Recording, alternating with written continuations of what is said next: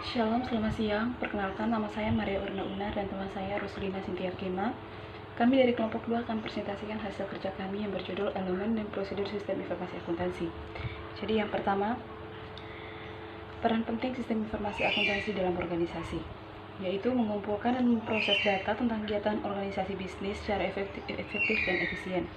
Yang kedua, menghasilkan informasi yang bermanfaat bagi pembuatan keputusan. Yang ketiga, menyelenggarakan prosedur pengendalian internal yang menjamin daya anal informasi yang dihasilkan dan untuk menjaga aktiva organisasi. Yang kedua, aktivitas bisnis informasi yang diperlukan. Untuk merancang dan menerapkan SIA dalam perusahaan adalah memahami aktivitas bisnis yang akan dilaksanakan oleh sebuah perusahaan. Yang kedua, kegiatan yang dilaksanakan oleh sebuah perusahaan dagang mencakup 4 siklus transaksi, yaitu siklus pendapatan, siklus pengeluaran, siklus sumber daya manusia, siklus buku besar dan pelaporan, dan siklus keuangan. Selanjutnya, 3 pemrosesan transaksi. Terdapat 3 tahap yang dilakukan secara berurutan, yaitu merekam data transaksi pada dokumen, yang kedua mencatat transaksi pada jurnal, yang ketiga memposting dari jurnal ke dalam rekening besar. Yang berikutnya, laporan yang dihasilkan. Laporan yang dihasilkan dibagi menjadi 2. Yang pertama, laporan keuangan.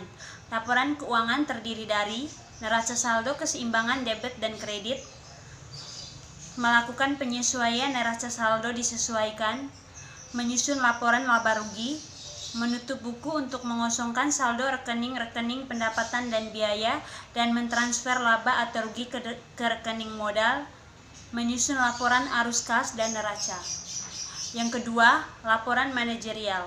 Laporan manajerial terdiri dari anggaran kas, anggaran operasional, laporan kinerja, laporan yang menyajikan angka-angka anggaran dan realisasi pendapatan dan biaya dan selisih keduanya. Yang berikutnya, pengendalian internal.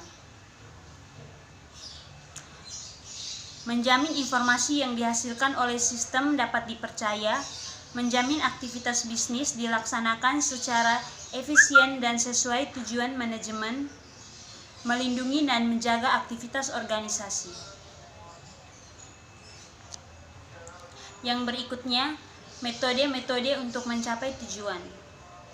Yang pertama, dokumentasi yang memadai untuk seluruh aktivitas bisnis, kunci untuk pertanggungjawaban, tanggung jawab yang dibebankan dijalankan secara memadai, meningkatkan akurasi dan efisiensi pemrosesan transaksi.